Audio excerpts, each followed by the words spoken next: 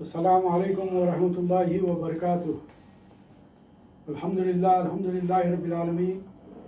نحمد ونصلی علی رسولہ الکریم. اما بعد.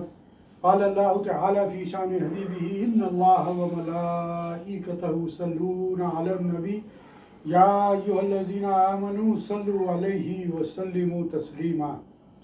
اللہم صل علی سیدنا نبینا شفیعنا حبیبنا و مولانا محمد وبارک وسلم.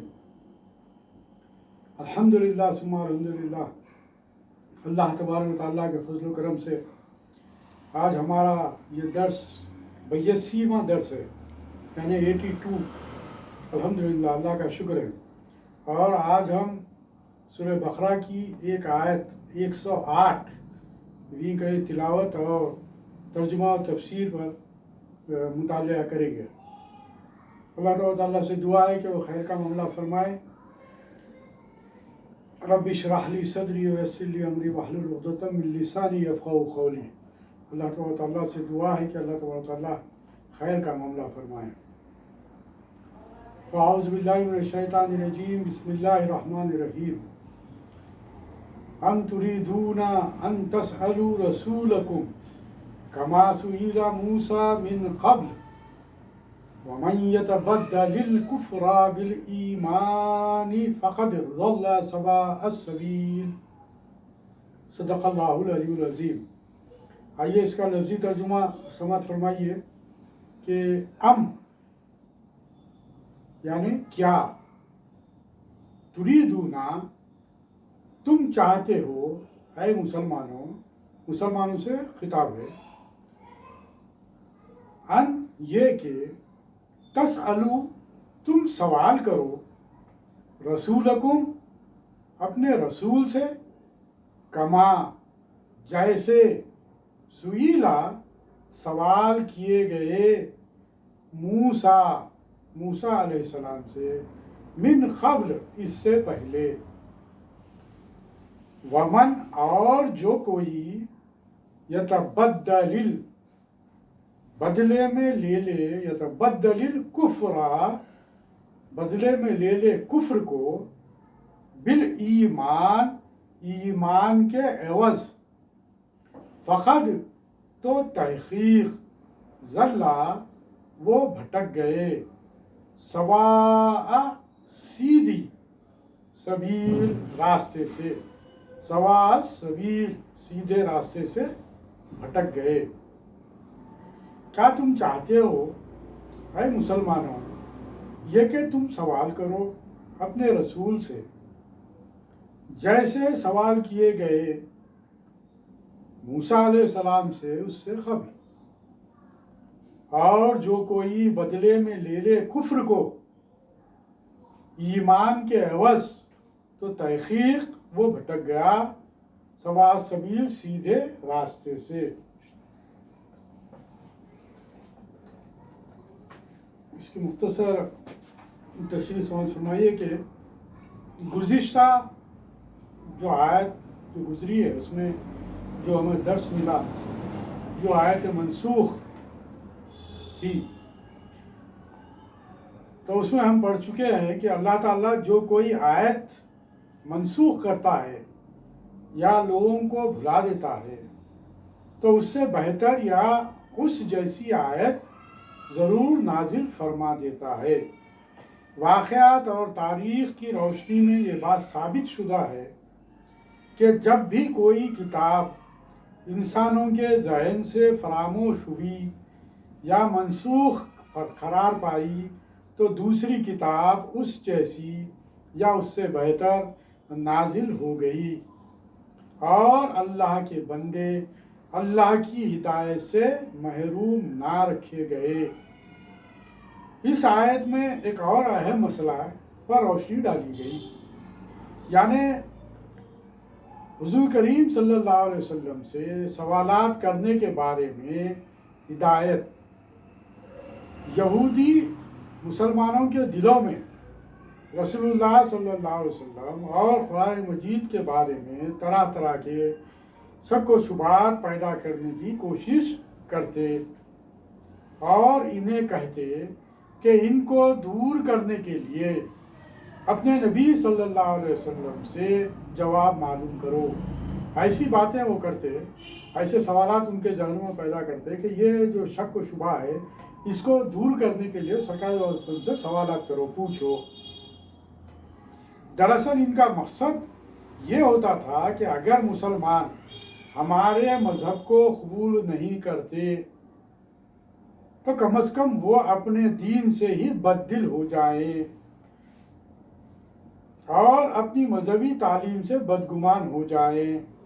بعض مسلمان اس سازش اور چال سے بے خبری کی بنا پر نبی کریم صلی اللہ علیہ وسلم سے آ کر بے تکے سوال کرتے۔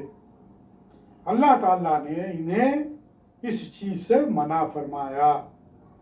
حضرت صلی اللہ علیہ وسلم سے سوالات کرنے کی ممانعت ایک اور مقصد سے بھی ہوئی، وہ یہ کہ بار بار سوال کرنے سے انسان اپنے اوپر خود پابندی اور مشکلات کے اضافے کا سبب بنتا ہے۔ آسان احکام مشکل ہو جاتے ہیں، جن باتوں میں آزادی رعایت ہوتی ہے حکم آنے سے ان باتوں میں بھی پابندی لگ جاتی ہے۔ یہود کے ساتھ یہی ہوا۔ گائے کا واقعہ بطور واضح مثال ہمارے سامنے موجود ہے۔ یعنی کہ یہودیوں کا جو طریقہ کار اور جو وتیرہ رہا وہ یہی رہا کہ ہمیشہ موسیٰ علیہ السلام سے مختلف قسم کے بحث و مباحث کرتے اور مختلف قسم کے سوالات کرتے، جس کی وجہ سے اور پابندیاں عائد ہوتے چلے جاتے۔ جو گائے کا واقعہ جو یہاں پر گیا، اس میں تفسیر میں بتایا گیا اس کے تعلق سے کہ کیسی ہونا گائے، گائے کا رنگ کیسا ہونا، گائے کی عمر کیا ہونا، یہ تمام چیزیں جو پوچھتے چلے گئے، اس کی وجہ سے ان کو وہ گائے جو گائے کا پھر حکم دیا گیا وہ گائے تلاش کرنے میں بڑے مسائل کا سامنا کرنا پڑا۔ ایک مثال طور پر دیا گیا۔ اب یہاں پر دیگر باتیں آپ کے سامنے تفسیر ابن کثیر سے آپ کے سامنے رکھتا ہوں، جس میں آپ کو تفصیلات آپ کے سامنے آ جائیں گے کہ جو ممانعت کی گئی، یہودیوں نے جو شرارت کا سلسلہ جاری رکھا تھا، وہ سرکار دو علیہ وسلم سے صحابہ کرام کو بار بار ان کے پاس بھیجنا، صلی اللہ علیہ وسلم سے سوالات کرنا، پوچھتے جانا، تو صلی اللہ علیہ وسلم بھی اس بات سے منع فرمایا کہ مجھ سے بار بار سوالات مت کرو، کیونکہ اگر کوئی جو چیز بھی جو میں کہہ دیتا ہوں، جو میں بول دیتا ہوں، اسے سن لو اور اس پر عمل پیرا ہو جاؤ۔ زیادہ بحث مباحث میں مت پڑو، زیادہ اگر بحث کریں گے تو مصائب اور مشکلات کا سامنا کرنا پڑے گا۔ اس کی مثال بھی آگے ہمارے سامنے تفسیر میں آتی ہے، ملاحظہ فرمائیے۔ اس آیت کے تعلق سے اس آیت کریمہ میں اللہ تعالیٰ ایمان والوں کو روکتا ہے کہ کسی واقعے کے ہونے سے پہلے میرے نبی صلی اللہ علیہ وسلم سے فضول سوال نہ کیا کرو۔ یہ کثرت سوال کی عادت بہت بری ہے، جیسے اور جگہ ارشاد فرمایا، یا ایھا الذین آمنوا لا تسألوا عن اشیاء، اے ایمان والو ان چیزوں کا سوال نہ کیا کرو جو اگر ظاہر کر دی جائیں تو تمہیں برا لگے گا، یعنی کہ تم پر بار پڑ جائے گا، بار محسوس کرنے لگو گے۔ اور اگر تم قرآن کے نازل ہونے کے زمانے میں ایسی پوچھ گچھ جاری رکھو گے تو یہ چیزیں ظاہر کر دی جائیں گی۔ کسی چیز کے واقع ہونے سے پہلے اس کی نسبت سوال کرنے میں خوف ہے کہ کہیں اس سوال کی وجہ سے وہ حرام نہ ہو جائے۔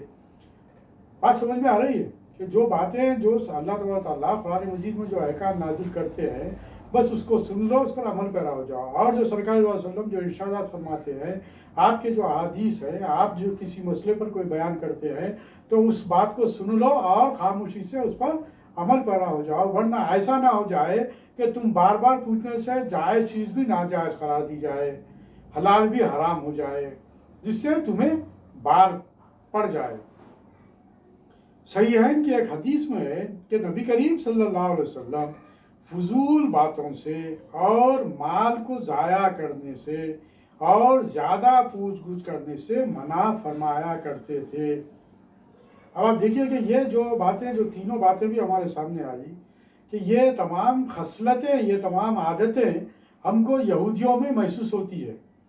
ہم نے جو سابق جتنے بھی آیتوں کی ہم نے تلاوت کی اس کے اندر یہی باتیں سامنے آتی رہی کہ غیر ضروری کے حضرت موسیٰ علیہ السلام سے سوالات کیا کرتے تھے، جس کی وجہ سے احکام بدل جاتے تھے. تو وہی بات سرکار صلی اللہ علیہ وسلم نے بھی کہا کہ اس سے منع کرتے تھے سرکار صلی اللہ علیہ وسلم، اور سرکار دو عالم صلی اللہ علیہ وسلم کو ایسی باتیں کرنا ناپسند تھا. سرکار صلی اللہ علیہ وسلم پسند نہیں کرتے تھے. صحیح مسلم میں ہے، میں جب تک کچھ نہ کہوں تم بھی نہ پوچھو، تم سے اگلے لوگوں کو اسی بد خصلت نے ہلاک کر دیا کہ وہ بکثرت سوال کیا کرتے تھے اور اپنے نبیوں پر اختلاف کرتے تھے.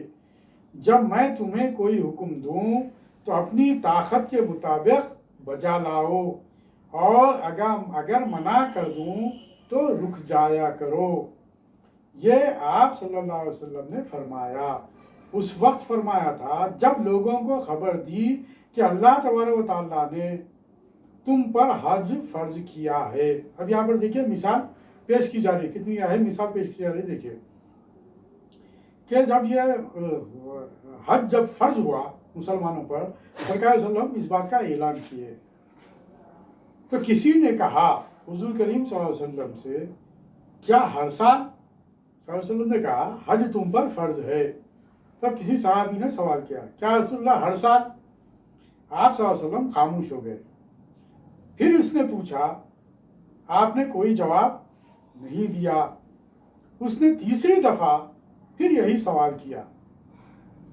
آپ صلی اللہ علیہ وسلم نے فرمایا، ہر سال نہیں، لیکن اگر میں ہاں کہہ دیتا تو ہر سال فرض ہو جاتا. یہاں پر ایک مسئلہ آپ کے سامنے رکھوں، ایک بات آپ کے سامنے رکھوں کہ سرکار دو عالم صلی اللہ علیہ وسلم کی کہی ہوئی بات شریعت ہے. آپ جو بات کہہ دیتے وہی شریعت ہے. اسی لیے سرکار علیہ وسلم نے یہاں پر خاموشی اختیار کی اور یہاں پر یہ بات بتلائی کہ تم بار بار میرے سے سوال کر رہے ہو. اگر میں تم سے اگر یہ کہہ دیتا کہ ہاں ہر سال فرض ہے تو تم پر ہر سال امت مسلمہ پر حج کرنا فرض ہو جاتا تھا. اب آپ بتلائیے کہ اگر یہ ہر سال اگر فرض ہو جاتا تو کتنے مسائل اور مشکلات کا سامنا کرنا پڑتا. تو اسی لیے منع کیا گیا ہے کہ انبیاء سے زیادہ سوالات مت کرو. اور یہی بات بزرگوں کے تعلق سے بھی کہی گئی کہ بزرگوں سے بھی کوئی بات زیادہ سوالات مت کیا کرو. جو بات وہ کہہ دیتے ہیں اسے خاموشی سے سن لو اور اس پر عمل پیرا ہو جاؤ، اسی میں تمہارے لیے خیر اور بھلائی ہے.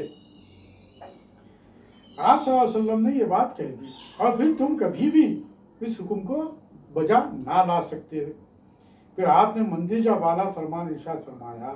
حضرت انس رضی اللہ تعالیٰ عنہ فرماتے ہیں، جب ہمیں آپ سے سوال کرنے سے روک دیا گیا تو ہم حضور کریم صلی اللہ علیہ وسلم سے سوال پوچھنے میں ہیبت کھاتے تھے. آپ دیکھیے کہ سرکار دو عالم صلی اللہ علیہ وسلم کے صحابہ کرام کا بھی جو وصف رہا ہے وہ یہ الحمدللہ کہ کوئی بات جب کہہ دیے تو اس پر فوری عمل کر دیتے تھے. سرکار نے اس بات سے منع کر دیا، اس کے بعد سے سوال کرنے سے تمام صحابہ کرام گھبراتے تھے. یہ جو سوال کرتے تھے، یہ جو لوگ تھے، یہ نئے نئے مسلمان ہوئے تھے. جو مشرکین یا یہودی یا نصرانی جو لوگ تھے جو اسلام میں داخل ہوئے تھے، جو سرکار پر ایمان لائے تھے، ایسے لوگوں میں چونکہ وہ تمام خصلتیں ان میں پہلے سے جو موجود تھی، اس کی وجہ سے ان کو وہ محسوس نہیں ہوتا تھا، وہ ایمان ان کا کامل نہیں ہوا تھا، جس کی وجہ سے ان کی جو خصلتیں پہلے سے جو ان کے اندر تھی وہ چیزیں جو سو وہ اس کو برا غلط نہیں سمجھتے تھے اور اس طریقے کے سوالات کرتے تھے. لیکن یہاں پر منع کر دیا گیا باضابطہ اس لیے کہ جو سرکار کہہ دی ہے وہ بات شریعت ہو جائے گی، وہ بات پر عمل کرنا لازم ہو جائے گا، فرض ہو جائے گا. سرکار کی کہی ہوئی بات فرض ہے. اسی لیے صحابہ کرام بہت ہی گھبراتے تھے، سوال کرنے سے رک جاتے تھے اور پھر یہ خیال کرتے تھے کہ کوئی بادیا نشین ناواقف شخص آ جائے، یعنی کہ کوئی باہر سے کوئی شخص آ جائے. جو سوال ان کے ذہنوں میں جو پیدا ہوتے تھے مسلمانوں کے، لیکن سرکار صلی اللہ علیہ وسلم کے اس منع کر جانے کے بعد سے پھر سرکار صلی اللہ علیہ وسلم سے سوال کرنے سے وہ رک گئے. لیکن جو سوالات ان کے ذہنوں میں رہتے تھے تو ان کو خیال یہ پیدا ہوتا تھا کہ وہ کوئی باہر سے کوئی شخص نیا شخص آ جائے اور وہ سرکار دو علیہ وسلم سے اس قسم کے اگر کوئی سوال کر لے تو سرکار دو علیہ وسلم جو جواب دیں گے ہم اسے سن لیں گے، ہم کو اطمینان ہو جائے گا، وہ پوچھے تو ہم بھی سن لیں۔ حضرت برا بن عازب رضی اللہ تعالیٰ عنہ فرماتے ہیں میں کوئی سوال حضور کریم صلی اللہ علیہ وسلم سے کرنا چاہتا تھا تو سال بھر گزر جاتا تھا کہ مارے ہیبت کے پوچھنے کی جرت نہیں ہوتی تھی۔ ہم تو خواہش رکھتے تھے کہ کوئی اعرابی آئے اور حضور کریم صلی اللہ علیہ وسلم سے سوال کر بیٹھے، پھر ہم بھی سن لیں۔ ابن عباس رضی اللہ تعالیٰ عنہ فرماتے ہیں اصحاب محمد صلی اللہ علیہ وسلم سے بہتر کوئی جماعت نہیں، جیسا کہ میں نے ابھی آپ کے سامنے بات رکھی۔ انہوں نے حضور کریم صلی اللہ علیہ وسلم سے صرف 12 ہی مسئلے پوچھے۔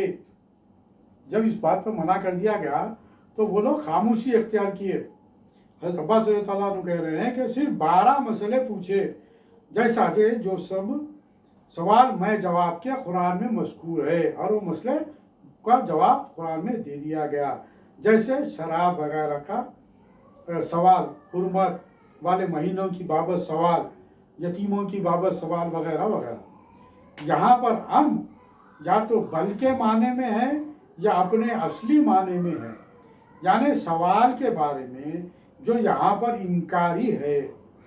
یہ حکم مومن کافر سب کے لیے ہے، کیونکہ حضور کریم صلی اللہ علیہ وسلم کی رسالت سب کی طرف ہے۔ قرآن میں اور جگہ ہے یسألوک اہل الکتاب، اہل کتاب تجھ سے سوال کرتے ہیں، آپ سے سوال کرتے ہیں کہ آپ ان پر کوئی آسمانی کتاب اتارے۔ انہوں نے حضرت موسیٰ علیہ السلام سے اس سے بھی بڑا سوال کیا تھا کہ خدا کو ہم اپنی آنکھوں سے دیکھنا چاہتے ہیں، جس ظلم کی وجہ سے انہیں ایک تند آواز سے ہلاک کر دیا گیا۔ رافع بن حرمہ اور وہب بن زید نے کہا تھا کہ یا رسول اللہ کوئی آسمانی کتاب ہم پر نازل کیجئے جسے ہم پڑھیں اور ہمارے شہروں میں دریا جاری کر دیں تو ہم آپ کو مان لیں۔ اس پر یہ آیت اتری۔ ابو العالیہ کہتے ہیں کہ ایک شخص نے حضور کریم صلی اللہ علیہ وسلم سے کہا یا رسول اللہ کاش ہمارے گناہوں کا کفارہ بھی اسی طرح ہو جاتا جس طرح بنی اسرائیل کے گناہوں کا تھا۔ آپ صلی اللہ علیہ وسلم نے سنتے ہی 3 دفعہ جناب باری تعالیٰ میں عرض کی کہ نہیں خدایا، نہیں، ہم یہ نہیں چاہتے، ہم یہ نہیں چاہتے۔ پھر فرمایا سنو، بنی اسرائیل میں سے جہاں کوئی گناہ کرتا اس کے دروازے پر قدرتاً لکھا ہوا پایا جاتا اور ساتھ ہی ساتھ اس کا کفارہ بھی لکھا ہوا ہوتا تھا۔ اب یا تو دنیاوی رسوائی کو منظور کر کے کفارہ ادا کر دے اور اپنے پوشیدہ گناہوں کو ظاہر کرے، یا کفارہ نہ دے اور آخرت کی رسوائی کو منظور کرے۔ لیکن تم سے اللہ تعالیٰ نے فرمایا وَمَن يَعْمَلْ سُوءًا أَوْ يَظْلِمْ نَفْسَهُ ثُمَّ يَسْتَغْفِرِ اللَّهَ يَجِدِ اللَّهَ غَفُورًا رَحِيمًا، یعنی جس سے کوئی برا کام ہو جائے یا وہ اپنی جان پر ظلم کر بیٹھے پھر استغفار کرے تو وہ اللہ تعالیٰ کو بہت بڑا بخشش اور مہربانی کرنے والا پائے گا۔ اسی طرح ایک نماز دوسری نماز تک گناہوں کا کفارہ ہو جاتی ہے، پھر جمعہ دوسرے جمعہ تک کا کفارہ ہو جاتا ہے۔ سنو، جو شخص برائی کا ارادہ کرے لیکن برائی نہ کرے تو برائی لکھی نہیں جاتی، اور اگر کر گزرے تو ایک ہی برائی لکھی جاتی ہے، اور اگر بھلائی کا ارادہ کرے پھر گو نہ کرے لیکن بھلائی لکھ لی جاتی ہے، اور اگر کر بھی لے تو 10 بھلائیاں لکھی جاتی ہیں۔ اب بتاؤ تم اچھے رہے یا بنی اسرائیل کے لوگ؟ نہیں، تم بنی اسرائیل سے بہت ہی اچھے ہو۔ باوجود اتنے کرم اور رحم کے پھر بھی کوئی ہلاک ہو تو سمجھو کہ یہ خود ہلاک ہونے والا ہی تھا۔ اس پر یہ آیت نازل ہوئی۔ قریش نے حضور کریم صلی اللہ علیہ وسلم سے کہا، اگر صفا پہاڑ سونے کا ہو جائے تو ہم ایمان لاتے ہیں۔ آپ صلی اللہ علیہ وسلم نے فرمایا، اچھا، لیکن پھر مائدہ، آسمانی دسترخوان مانگنے والوں کا جو انجام ہوا وہی تمہارا بھی ہوگا۔ اس پر وہ انکاری ہو گئے اور اپنے سوال کو چھوڑ دیا۔ مراد یہ ہے کہ تکبر، اناد، سرکشی کے ساتھ نبیوں سے سوال کرنا نہایت مذموم حرکت ہے۔ جو کفر کو ایمان کے بدلے مول لے اور آسانی کو سختی سے بدل لے، وہ سیدھی راہ سے ہٹ کر جہالت و ضلالت میں گر جاتا ہے۔ اسی طرح غیر ضروری سوال کرنے والا بھی، جیسے اور جگہ ہے، الم تری الی الذین بدلوا، کیا تو انہیں نہیں دیکھتا جو اللہ کی نعمت کو کفر سے بدلتے ہیں اور اپنی قوم کو ہلاکت میں ڈالتے ہیں؟ وہ جہنم میں داخل ہوں گے اور وہ بڑی بری قرارگاہ ہے، وہ بڑی بری جگہ ہے۔ بہرحال جو آیت اور کا ترجمہ اور تفسیر بیان کی گئی، اس سے ہمیں جو سبق ملتا ہے، ہمیں جو درس ملتا ہے، وہ یہ کہ زیادہ کھوج میں نہ جائیں، اس سے منع کیا گیا ہے۔ غور و فکر کرنے کی اجازت ہے، وہ بھی ہدایت کے طالب ہو کر، تاکہ ہم صحیح راہ پا سکے، صحیح راہ اختیار کر سکے۔ اس کے لیے اس بات کی اجازت ہے۔ لیکن غیر ضروری آج دنیا میں بہت سے مسالک، بہت سے عقائد بن جانے کی وجہ بھی یہی ہے۔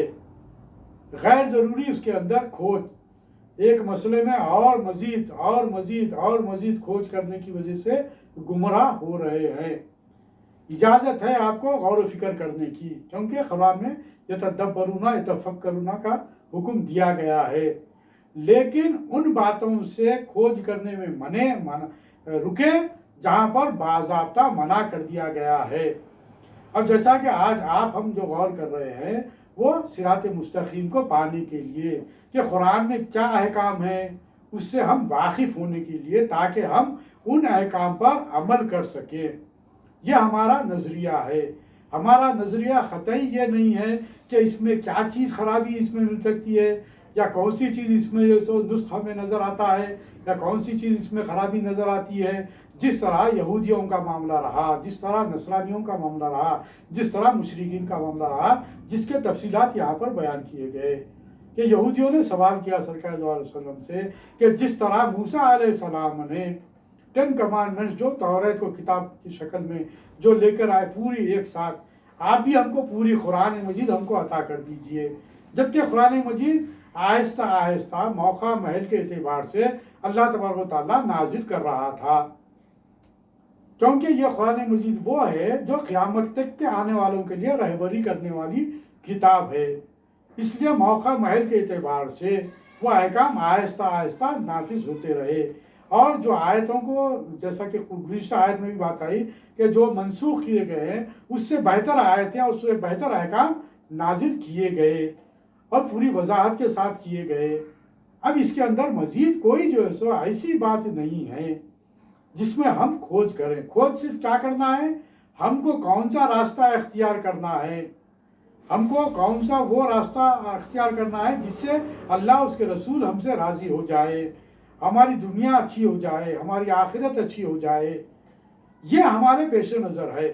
اس پیش نظر ہم یہ قرآن مجید کے درس کے اہتمام کیے ہیں۔ تو یہاں پر یہی بات ہمارے سامنے آتی ہے کہ ہم غور و فکر کریں اور جو بات بتلائی جا رہی ہے اس پر عمل کرنے کی حتی المقدور کوشش کریں۔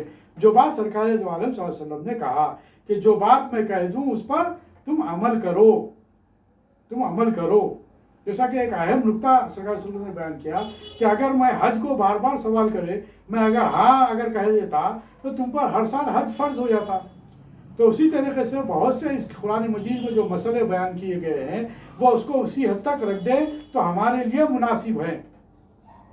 اللہ تعالیٰ سے دعا ہے کہ جو کچھ بھی ہم پڑھ رہے ہیں، سن رہے ہیں، اس پر عمل کرنے کی توفیق عطا فرمائے اور صحیح علم اور فہم اور ادراک ہمیں عطا فرمائے تاکہ ہم صحیح راستہ اختیار کر سکے.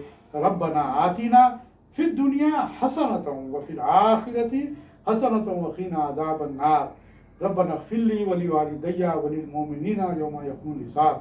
ربنا لا تؤاخذنا ان نسینا واخطانا. ربنا ولا تحمل علينا إصرا كما حملته على الذين من قبلنا. ربنا ولا تحملنا ما لا طاقة لنا به واعف عنا واغفر لنا وارحمنا أنت مولانا فانصرنا على القوم الكافرين. سبحانك اللهم بحمدك أشهد أن لا إله إلا أنت أستغفرك وأتوب إليك. بفضل سبحان ربك رب العزة عما يصفون وسلام على المرسلين والحمد لله رب العالمين.